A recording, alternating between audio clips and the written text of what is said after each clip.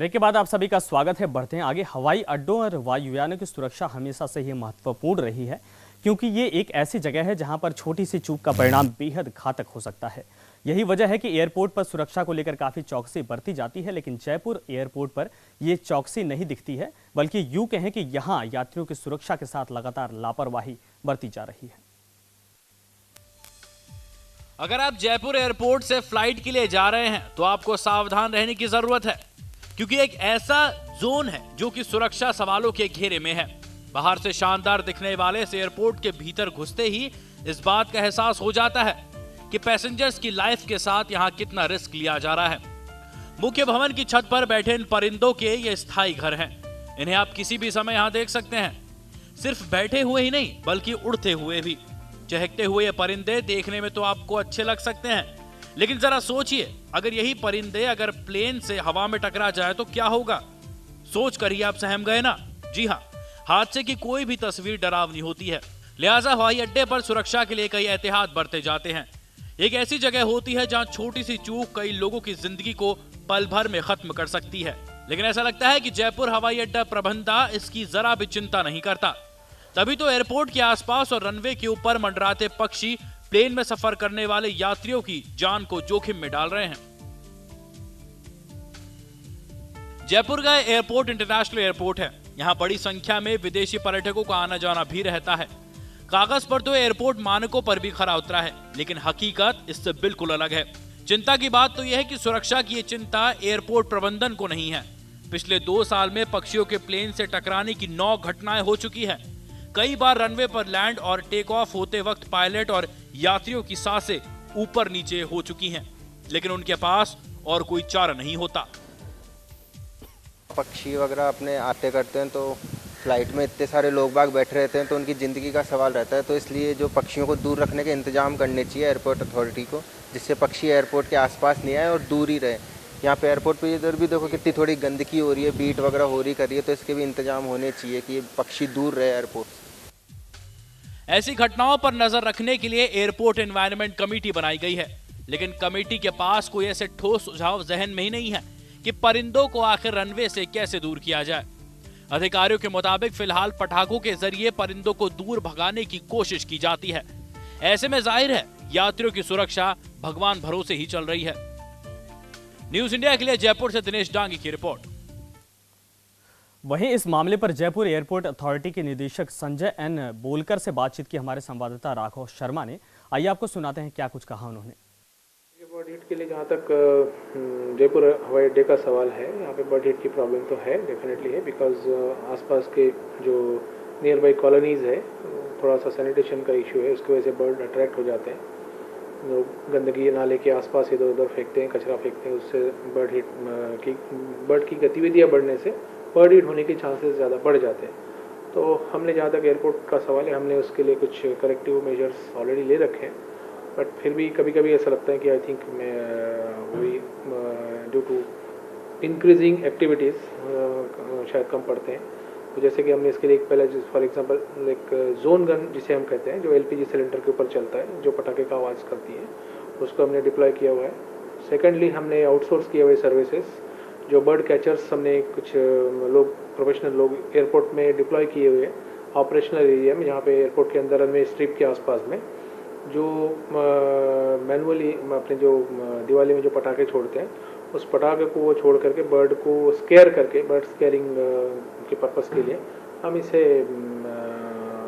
उनके द्वारा छोड़ते हैं, जिससे थोड़ा मतलब मैक्सिमम कंट्रोल हो जाता है जो एयरपोर्ट के अंदर के एरिया में। इस तरीके से हम कोशिश करते हैं कि बर्ड की घटना मतलब एक्टिविटीज़ है वो कम हो जाए, जिससे कि बर्ड हिट हम उसको। तो बढ़ते आगे। तेलंगाना के मेडक जिले में आज सुबह दर्दनाक हादसे ने 25 बच्चों को मौत के मुंह में ढकेल दिया। मानव रहित रेलवे क्रॉसिंग पार करते हुए स्कूल बस ट्रेन से टकरा गई, जिसमें 25 बच्चों की मौत हो गई। करीब 20 बच्चे घायल भी बताए जा रहे हैं इस दुर्घटना में। तो ये एक ट्रेन हादसा हुआ है और मानव रहित रेलवे क्रॉसिंग के पास ये बस ट्रेन से टकराई, जिसमें 25 बच्चे मौत के मुंह में समा चुके हैं, जबकि 20 बच्चे घायल हैं, जिन्हें अस्पताल में भर्ती करवाया गया है।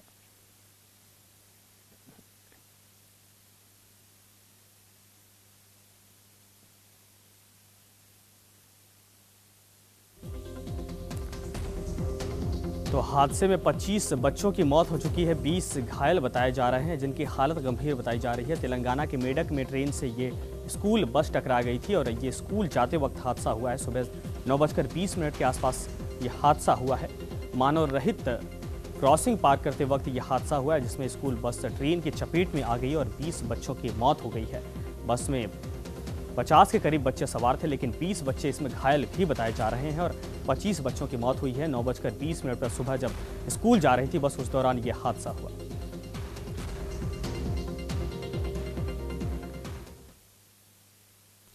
तो मानव रहित रेलवे फाटक एक बार फिर हादसे का कारण बना है। कोटा से कुछ दूर गुडला रेलवे स्टेशन के नजदीक मानव रहित रेलवे फाटक पार कर रही एक ऑल्टो कार तेज गति से आ रही कोटा नीमच ट्रेन से टकरा गई, जिससे कार में सवार एक व्यक्ति की मौत हो गई और 2 लोग गंभीर रूप से जख्मी हो गए।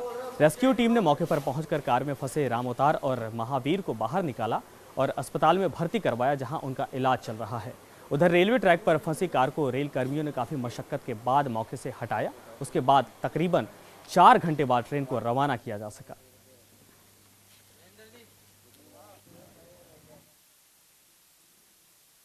गुडला और पांडला गेट नंबर 2 के पास train passenger train Kota Neemuch से कोई ऑटो गाड़ी टकरा गई।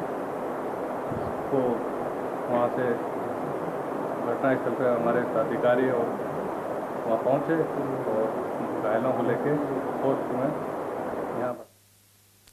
तो बहरहाल बढ़ते हैं आगे। नेता प्रतिपक्ष रामेश्वर डूडी ने बेटी बचाओ अभियान के ब्रांड एम्बेसडर पर सवाल खड़े किए हैं। सवाई माधोपुर से आने वाली भाजपा विधायक और जयपुर के पूर्व राज परिवार के सदस्य का नाम लिए बगैर डूडी ने कहा कि जिनको बेटी बचाओ अभियान का ब्रांड एम्बेसडर बनाया गया है, क्या उनके खुद की बेटी है? अब तो सरकार को राजा महाराजा और सामंत शाहियों को तवज्जो नहीं देनी चाहिए। वहीं डूडी ने स्वीकार किया है कि उन्होंने इस मुद्दे पर चुटकी ली है।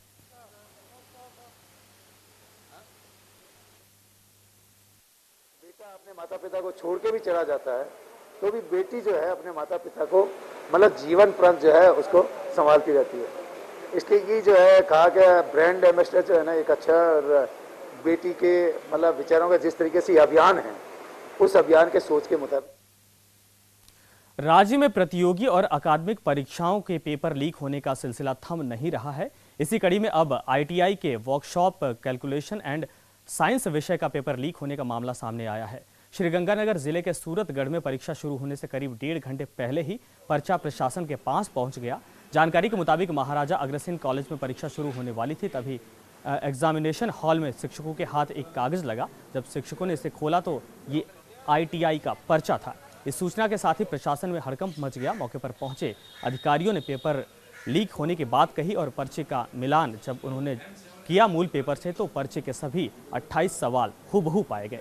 मामले की जांच के आदेश अब दिए गए हैं।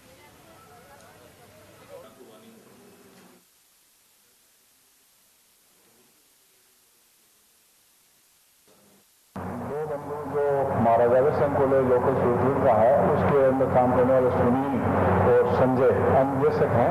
उन्होंने ले जाकर के फोटोकॉपी उस पेपर की पेश करी है SDM साहब को और उन्होंने उस पेपर को संलग्न करके फोटोकॉपी को जांच के लिए थाने में भेजा है।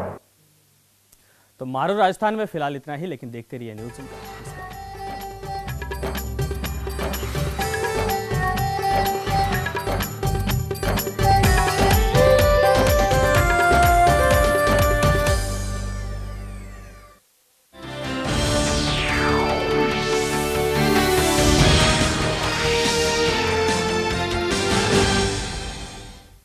खामोशी की चादर तले बेबसी,